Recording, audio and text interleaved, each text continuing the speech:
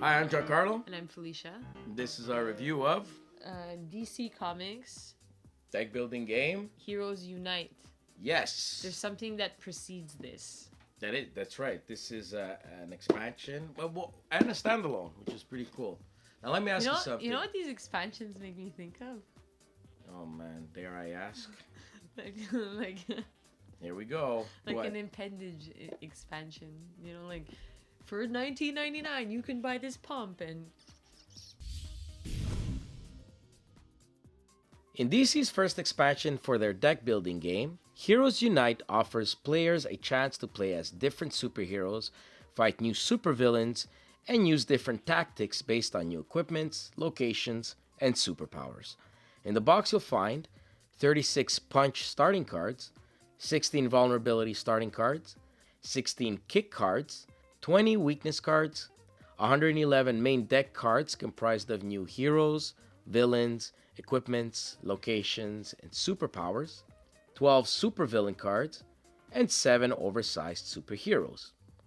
When the last supervillain has been defeated, the player with the most victory points is declared the best caped crusader. Now, Heroes Unite plays the same as its predecessor, but in case you missed it, here it is again. To set up, start by dealing each player a random oversized superhero, which they'll reveal. Now each player gets a starting deck containing 7 punch and 3 vulnerability cards, and placing the rest back in the box. Now take all the kick cards and place them to form a deck face up.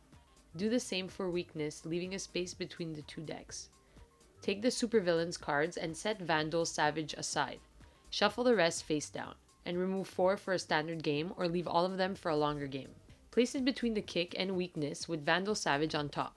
He'll be the first supervillain to defeat before accessing the next ones. Now shuffle the remainder of the cards, which will form the main deck, and reveal 5 cards between it and the supervillain deck to form the lineup. Players now shuffle their starting deck and draw 5 cards. Determine randomly who the first player will be, and you're now ready to stop crime.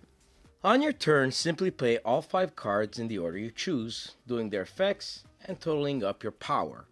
This will allow you to buy cards and or defeat supervillains. Buying cards simply means spending your power to buy cards equal to or less in cost and adding them to your discard. These in turn will further your power in subsequent turns. Don't forget as well to apply your unique superhero ability should it trigger. Afterwards, discard all cards played so far unless it's a location, which will remain face up in front of you so you can use its power in future turns. If you have enough power, you may choose to defeat the supervillain. Simply use the amount of power generated this turn, take the top supervillain card, and place it in your discard. Draw a new hand of 5 cards. If you can't, draw what cards you can, take your discard pile, shuffle it thoroughly, form your deck, and draw the missing cards. If any slots in the lineup are empty, fill those in from the main deck. And lastly, if the top card of the supervillain stack is face down, flip it face up. When this happens, the new supervillain will attack the players. Simply follow the card's text, unless you can use a defense. These will be cards with the defense text on them. In that case, use the defense text and ignore the supervillain attack. Eventually, players will defeat all supervillains. When the last one is gone, it will immediately trigger the endgame. Players take all the cards they've accumulated during the game and count their victory points. The player with the most wins.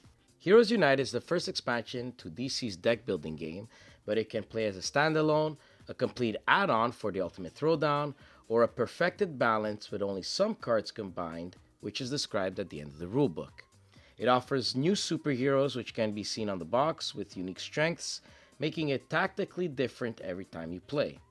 Of course, new superheroes brings out new supervillains, most notably Mr. Freeze, Mongol, and Black Adam. The thing we noticed that stood out the most in these versions are the Lantern's power rings.